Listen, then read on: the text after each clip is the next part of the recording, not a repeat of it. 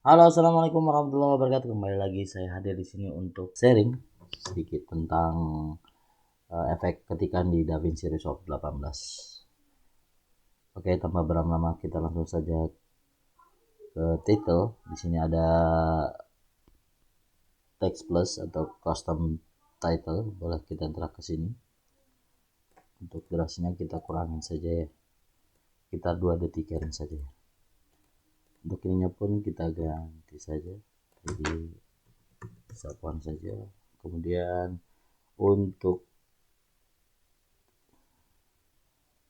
efek kita boleh ke right on di sini, boleh kita sampai ada tulisan S atau mau habis juga boleh.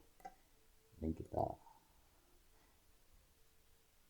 tandai dan kita ke sini ya boleh, kita ke sini.